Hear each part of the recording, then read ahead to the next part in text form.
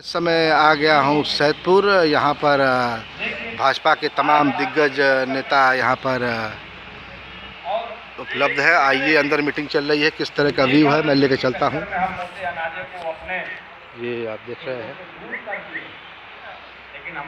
अंदर का व्यू जो क्या है, किस तरह की मीटिंग चल रही है और किसानों के लिए हित में बात हो रही है। निश्चित तौर से हम लोगों से उनका इम्यूनिटी पावर, उनकी प्रतिरोधी क्षमता, उनकी शरीर की मजबूती निश्चित तौर से हम लोगों से अच्छा था और वह लंबी आयु भी प्राप्त करते थे।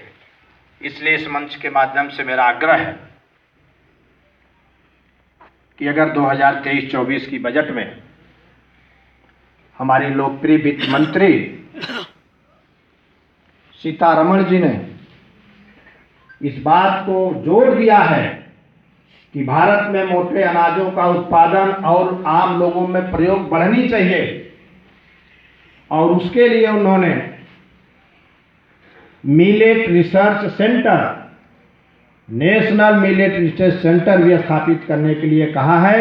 और हमारे लोकप्रिय यशस्वी प्रधानमंत्री मन की बातों में भी हम लोगों से चर्चा करते समय मोटे अनाजों को उत्पादन और प्रयोग पर जोर दिया है। तो निश्चित तौर से यह हम सभी लोग, आम जन लोगों के लिए मोटे अनाजों का उत्पादन और प्रयोग फायदेमंद है, यह आग्रह है।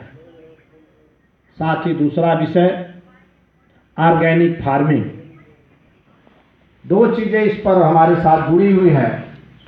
ऑर्गेनिक फार्मिंग, प्राकृतिक खेती और मोटे अनाज।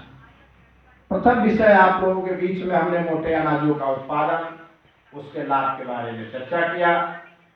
जो इसी से जुड़ा हुआ दूसरा पक्ष है वह है ऑर्गेनिक फार्मिंग। ठीक यही बात इसी से हम जोड़ के देखते हैं। मोटे अनाज के उत्पादन से ही जोड़ करके हम देखते हैं।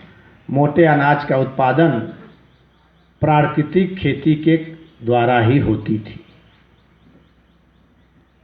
प्राकृतिक खेती, ऑर्गेनिक फार्मिंग अर्थात रासायनिक खादों का प्रयोग वर्जित, यानी रासायनिक खादों का प्रयोग, उर्वरकों का प्रयोग नहीं करना है।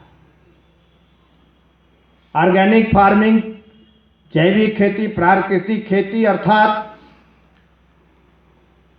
इंसेक्टिसाइड, कीटनाशक दवाओं का प्रयोग नहीं करनी है। ऑर्गेनिक खेती का मतलब हमें वीडिसाइड यानी खरपतवार नाशक रसायनों का प्रयोग नहीं करना है।